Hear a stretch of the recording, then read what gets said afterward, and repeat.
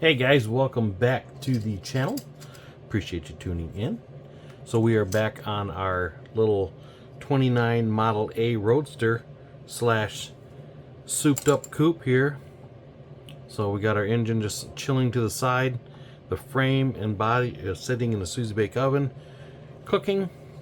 So we're gonna do a little interior work. And I've really been back and forth on what to do for seats. I kind of like the checkered look, all that good stuff. But I got thinking I want to do something cool, kind of stand out, something a little different. I don't know. So I was actually just talking to Tony Lancer on the phone. He's like, man, you got a red frame, silver body, interior's got to be red.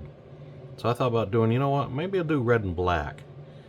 So I think I'm going to leave the top of this black and the bottom black. So this insert here, we're going to do this in red. And same as the door panels, I'm going to do the same here. Leave everything black, and I'll just do this inside these cards here. I'll do those red. And once that's all said and done, I have some of my decals out of my Mobius truck kit. I think I'm going to put a Ford decal, these are individual letters, across the top here. Kind of old school look. I think they look pretty sharp. I think so. We're going to give it a try. Something different. Kind of like they're embroidered in the seat. Maybe, maybe not. We'll see how it looks. So yeah, so what I'm going to do is go through and tape all this up and get this settled out. I don't want to paint everything, you know, like all around the edge, so I just want to leave it just right here.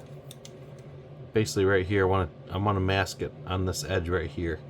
So I think what I'm going to do is use some bare metal foil. That might be my easiest to mask with, because it gets in there such a nice detail. I almost thought about doing like a checkered, like every other seat pleat in black, and then do the other one in red. I don't know how good that'd look. I don't want to look like a picket fence either, you know. Alright, we'll get her taped up and we'll come back. I think foil is one of the best for masking. Yeah, so that's what we're going to do. Yeah, I got some flames drawn on there. I was trying to be creative and do some custom paint job. The thought had entered the mind, but that's as far as it went. I know it's kind of pricey versus tape, but sometimes for complex corners it works really, really good.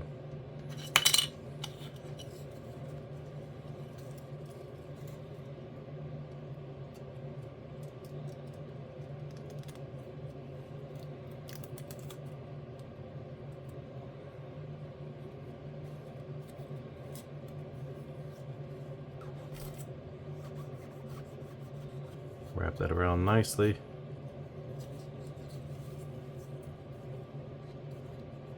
Like so.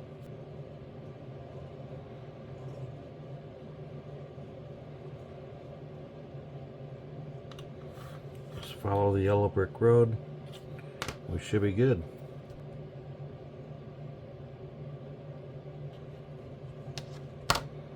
Okay, should be good there.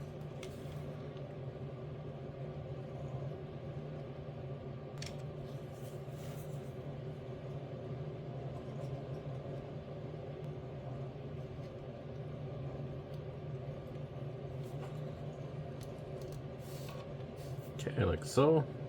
We'll just go inch by 2 inch. Pretty much the rest of the sheet, probably. Yeah. We'll just throw it all on there.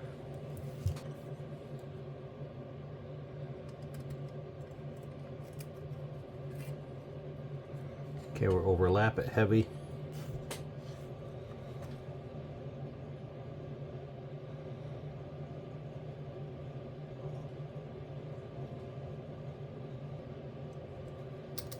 There we have it. Okay, that worked good. I'm using this foil because it was one of those sheets. You know how you get some sheets and sometimes it's just something's not right with it. This is almost like really, really thin, so I really don't care for it. So that's why we're using it. So we're going to do the same thing with these, and I'll bring you back. Okay guys, so we got our panels foiled up. So we're going to leave it like that. And if I get a little spot that doesn't look quite right, I can always touch it up with the black. So we're going to use our Tamiya LP79 flat red. And we're gonna do those inserts and we'll see how she turns out. Alright guys, let's see how we did here. So that took multiple coats obviously to cover the black. I think it turned out pretty good though. So we'll soon find out. See how we did. I'm sure there's gonna be some touch up. Usually is. Like I said, I got this on pretty thick. It's almost a full airbrush cup. She took quite a bit, which I kind of anticipated on, just because I was painting over the black. I probably should have hit it with a little bit of white or silver first. Probably would have been ideal. But, you know, it was a hindsight. So I've been really debating on putting bare metal foil back in the center of that, like where this edging is, but I think I'm just going to leave it like it is. It's kind of looking pretty cool.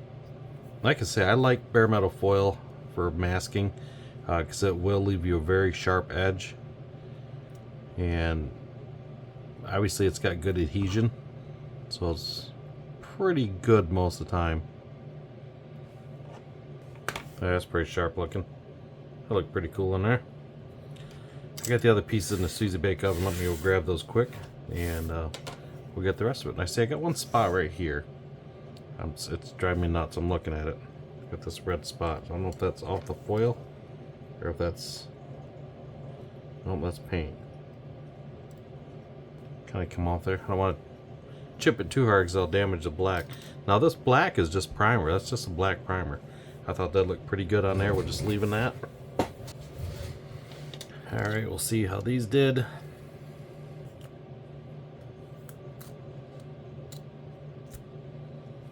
And it's peeling off just as I expected. Really crappy. I just don't want to scratch it too much.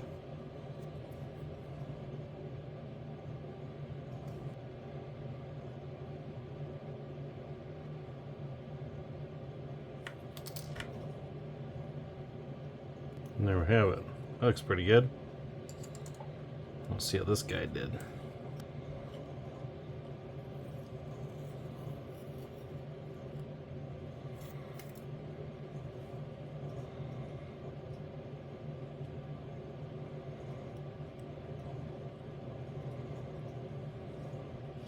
Getting a mess here.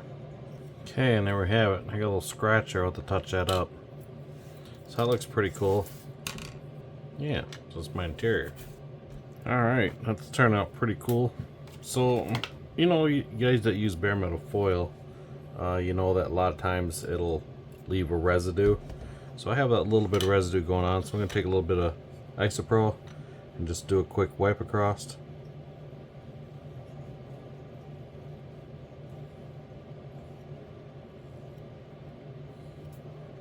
Just kind of... Now this won't remove it all, but it'll take that like stickiness off there. Got that. A little bit up here. This is just the like the 91% stuff.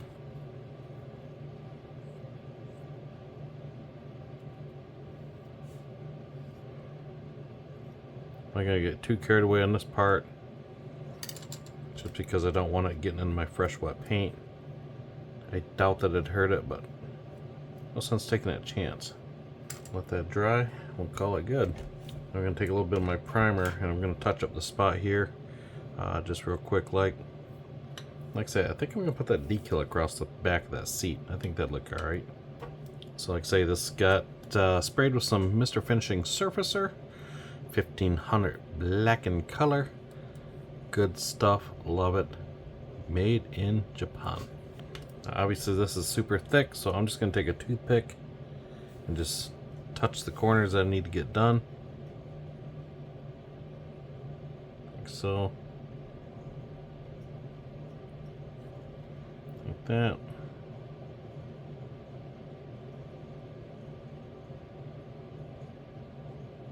We'll let that dry appropriately. Give that a second to dry on its own without touching anything, and that should blend in pretty nicely. Okay, I got my little cup of water here. Set this guy up to the side. Set this off to the side. 20 seconds in the water. We're gonna try this out. I don't know if this looks good or not, but I think it will. I'm not sure. Something different. Now is how I want to space it. That's going to be the biggest thing. How do I want to space it out? Let's turn this around.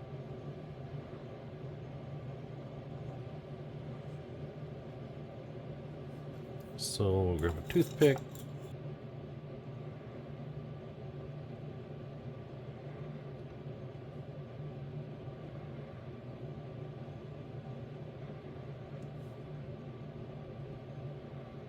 Let's get them on there. We'll situate them in a minute here.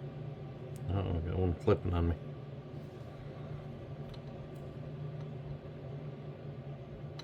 Okay, looks good. Yeah. All right. It's like the crazy coop, leave like that. A little water in here. All right.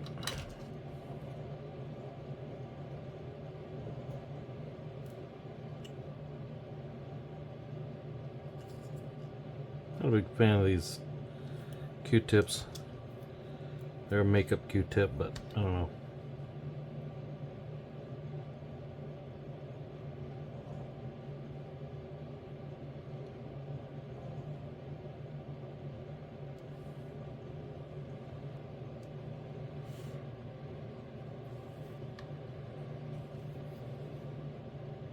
Something like that. That look pretty cool. Just kind of up and over a little bit.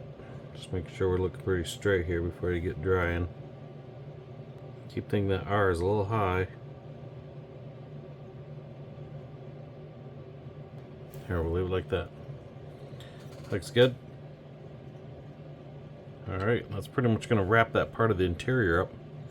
I got the dash in the Sue's Bake Oven yet. That is painted the color of the frame. So I think that'll look pretty good when that's tied in together. Yeah, that's good. Alright guys, so that turned out pretty cool. We'll let that dry a little more and wrap this up. So I thought it'd be cool just to kind of take it like a little bit of a curve to it. Thought it would look pretty neat. So yeah, so we're gonna wrap this video up. So once again, I appreciate you guys watching, checking out the channel, and following along on this build. So we'll get some more done once that frame dries, and we'll go from there. So once again, I appreciate it, and you guys have a good one, and we'll see you next time around.